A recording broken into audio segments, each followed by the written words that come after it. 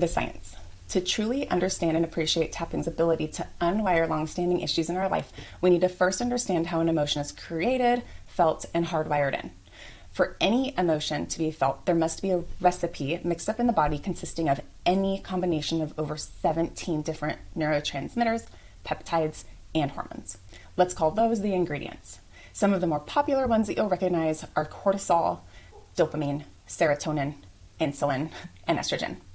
The first time an emotion is experienced, the body works quickly to create a recipe while scanning the atmosphere around you for any details that could have been contributors to that feeling being sparked in the first place.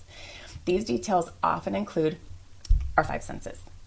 These details often include what we saw, heard, what we were able to smell, taste, or feel in that moment. Think of the five senses. So, if you saw a tall, scary man at the onset of the emotion fear, that recipe card might have a sketch of a tall, scary man on it. Your subconscious remembers everything, even if you don't. So your recipe cards have a lot of information on them that you're not cognitively aware of. This means anytime you see a tall man, you might be triggered and not know why. But the man on the card, he was scary, but he was also tall. To take things a step further, these emotions are felt somatically as well, meaning somewhere in the body. The next time you have an emotional experience, your subconscious flips through all that saved information for something similar and shoots you up with a dose of that same chemical concoction so the appropriate emotion can be felt all over again. Each time this happens, the emotion is reinforced, making the neural pathway where the feeling is stored bigger and stronger over time.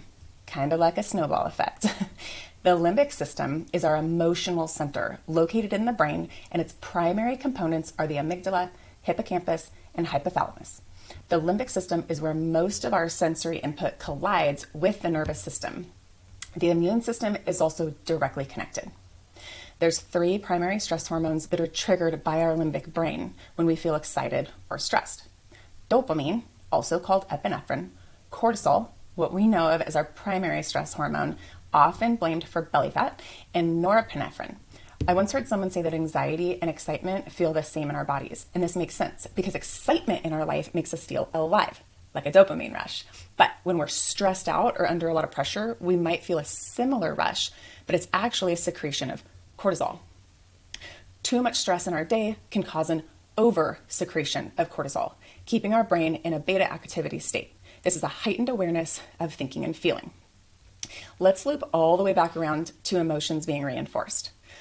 All of what I'm sharing with you goes for welcomed emotions and unwelcomed emotions. Sometimes we might call them good emotions or bad emotions, but I don't really think that's fair. I'm going to call them welcomed and unwelcomed because you'll be surprised to find out that sometimes even good emotions get wired poorly. Happiness compounds happiness, but fear also compounds fear. It makes sense that feelings like anxiety and fear are what attribute to the most trauma. But positive emotions are often responsible for things like unhealthy habits and can contribute to the patterns we want to break with tapping.